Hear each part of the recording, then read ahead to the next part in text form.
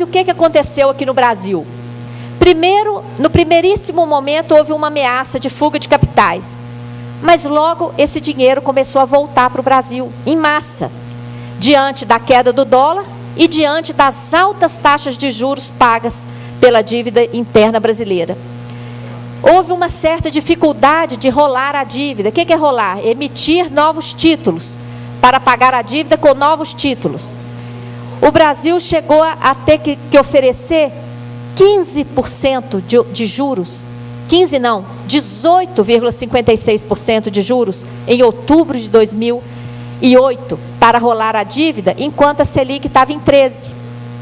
E ainda agora isso está acontecendo. A Selic baixou para 8,75%, os títulos estão sendo rolados a 13%, não é? É um verdadeiro ataque. Houve uma queda do PIB em função da arrecadação tributária, que caiu. E quem foi chamado a pagar a conta? A sociedade. Houve um corte de gastos sociais ano passado de 24 bilhões de reais. Né? E mais, utilização de medidas provisórias para utilização de recursos vinculados a fundos específicos. Por exemplo, o Fundaf, que é da administração tributária, mais de 5 bilhões foram destinados a pagamento de juros. O fundo dos royalties do petróleo, mais de 20 bilhões do fundo para pesquisa tecnológica e tudo mais, foi levado para pagamento de juros da dívida. Apesar de todas essas dificuldades, corte de gastos sociais, em junho de 2009, nós emprestamos 10 bilhões de dólares para o FMI. Como é que explica, não é? Como é que explica essa política? É uma incoerência muito grande. E é uma incoerência que encontra espaço na falta de informação por parte da grande mídia, não é? E que por falta de informação, logicamente, não há mobilização social.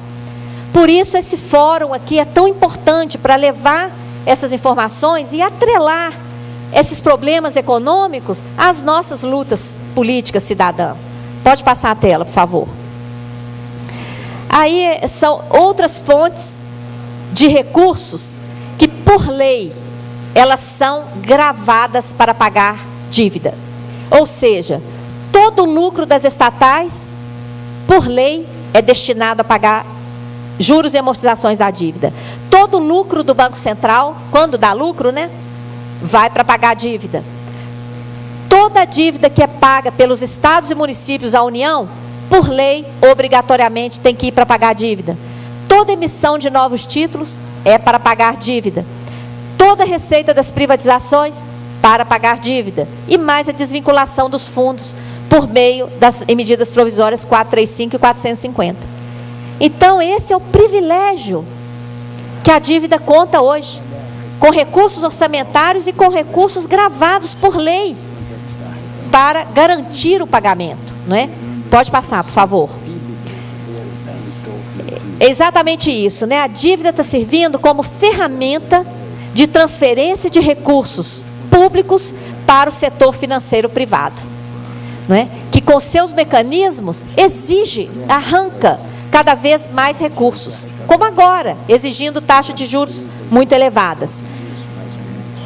Nós temos aí essa política de priorização total dos pagamentos e uma absurda isenção para os estrangeiros que querem comprar títulos da dívida interna brasileira. Uma política inversa ao que deveria ser, pois o dólar já está caindo lá fora, os juros aqui dentro já está muito elevado, naturalmente já existe um incentivo para essa entrada brutal de moeda estrangeira para especular com títulos da dívida interna. Para completar, o governo ainda dá isenção tributária sobre os ganhos dos estrangeiros em títulos da dívida interna. Então, diante disso, não há negócio melhor no mundo para o estrangeiro do que investir aqui. Sabe quanto foi o ganho em 1980? Em 2008? 50%.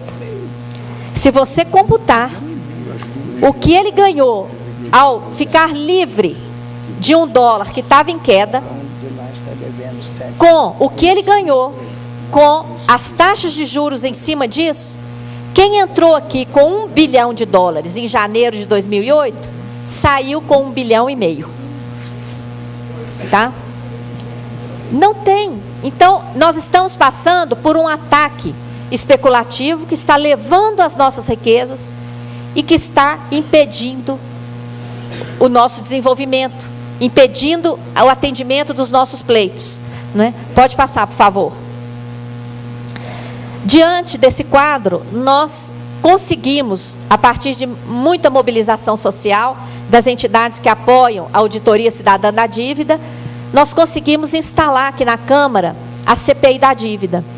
Ela foi aprovada em 8 de dezembro, instalada em 19 de agosto, já os requerimentos de informações começaram a ser aprovados em 9 de setembro, com a entrega de documentos, né, pelo Ministério da Fazenda e Banco Central, e a CPI tem poder equivalente ao Judiciário. A CPI tem muito poder, mas tudo depende da pressão social, não é? Então, fica aqui a necessidade de participação e de vigilância social, uma convocação para que vocês possam comparecer a essas reuniões toda quarta-feira à tarde, comunicar com os deputados que fazem parte da comissão, exigir apuração, exigir agora prorrogação, porque vocês veem, a CPI foi instalada em 19 de agosto, agora dia 17 de dezembro, termina o prazo.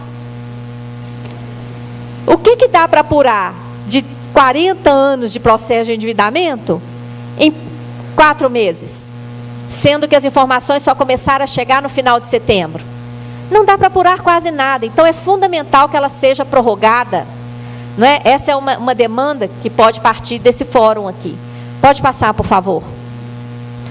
O objetivo dessa CPI é investigar a dívida pública da União, Estados e municípios, o pagamento dos juros, os beneficiários desse pagamento e o monumental impacto nas políticas sociais e o desenvolvimento sustentável do país. Então, é uma oportunidade de acesso a informações sigilosas desde a ditadura militar. Tá? Pode passar, por favor. Esse gráfico é aquela mesma projeção que nós fizemos lá para o Equador e mostrou o mesmo movimento. Se nós não tivéssemos sido vítimas do aumento unilateral das taxas de juros pelos Estados Unidos a partir de 79, a curva da nossa dívida seria aquela curva vermelha ali, ó. Nós seríamos credores, considerando tudo que pagamos nesse período. A curva real é aquela ali que está em azul. Nós hoje devemos 270 bilhões de dólares, enquanto poderíamos ser credores de uma boa quantia. Então, esse é o impacto, né, já é uma descoberta da atual CPI, porque as estatísticas que propiciaram isso aí, não é, que foram os pagamentos ano a ano da amortização e dos juros da dívida, só veio às nossas mãos agora com essa CPI. Porque as estatísticas que eram publicadas pelo Banco Central não traziam essas informações das amortizações e dos juros pagos ano a ano. Só agora que nós tivemos acesso a essa tabela que foi construída para atender o pedido da CPI. Pode passar? Né? O endividamento, então, essa é a nossa conclusão. A que está servindo esse endividamento público? Nós não conseguimos vislumbrar o benefício ao país, porque toda dívida, ela tem que ter uma justificativa. Nós não conseguimos vislumbrar o benefício ao país de uma dívida tão elevada como a que nós temos. Na verdade, a dívida está servindo como sustentação financeira à ditadura militar. Ela serviu como amarra ao desenvolvimento dos nossos países latino-americanos. Ela serviu como instrumento de transferência brutal de renda para o setor financeiro privado e um mecanismo para a imposição de políticas econômicas nefastas, como os ajustes fiscais, as reformas neoliberais, as privatizações, etc. Ela demonstra o privilégio do capital e o desrespeito aos direitos humanos. Não é? Pode passar? Eu encerro com essa tela, não é? Que mostra a realidade de mais de 50 milhões de brasileiros do nosso rico país. Não é? Mais de 50 milhões de brasileiros estão vivendo na penúria, enquanto nós somos o país mais generoso em pagamento de juros no mundo. Não é? Então, essa é uma questão que precisa ser investigada. A CPI está aí para isso, não é? E é uma questão que tem tudo a ver com as reivindicações relacionadas aos direitos humanos, de todos os tipos, como os que são objeto desse fórum, né? Eu encerro, então, e agradecendo muito pela oportunidade.